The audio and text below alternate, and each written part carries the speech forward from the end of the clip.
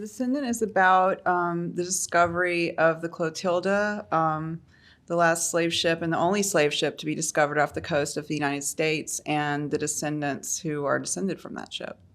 I mean, yeah, I always thought, like, I don't know how many people will want to watch a film about slavery. So many people feel such conflicted emotions about it, but I thought, I bet I can get a lot of people to watch this if we make it more like an adventure film, because it is sort of a story of a 161-year-old Bet, I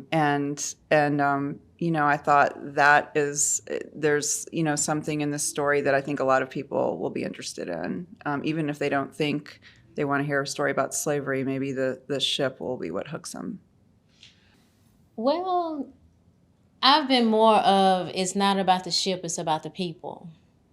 So I was there when they first said that, oh, it's not the ship. And then a lot of people seemed like they were so sad. And I was like, well, it's not about the ship, it's about the people. But it's like Mark was saying, okay, so now that they found the ship, if the ship is going to bring the attention, then okay. But if the ship has brought the attention, then we can give them other things that are going, okay, so now since the ship has your attention, well, let's talk about the pollution and the blight and all those other things that are going on in Africa Town. I'm very proud to know who I am. There are so many people in this country who look like me who do not know where they came from. We have just such a direct link because the history is so recent in the whole scheme of things. So that's why it's easy for us to know. But I'm so proud to know where I came from and to be able to say, this is something that we grew up with, just knowing this is our family and our ancestry. It's just been recent since the discovery of the ship and just some time before that we've been able to put it together. Like the Clotilda was never mentioned when we were growing up.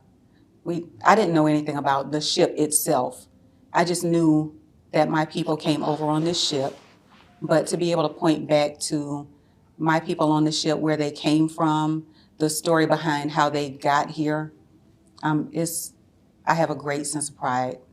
And we're surrounded by industry, and it's something that we've always grown up with. And I mentioned this before in one story that I thought that all neighborhoods had a chemical plant or a lumber yard next to it. Like I didn't know anything different. And we had this highway that just came smack dab through the community that took away homes and businesses.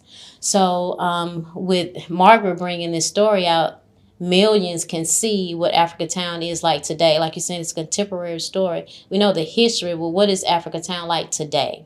What are we going through today?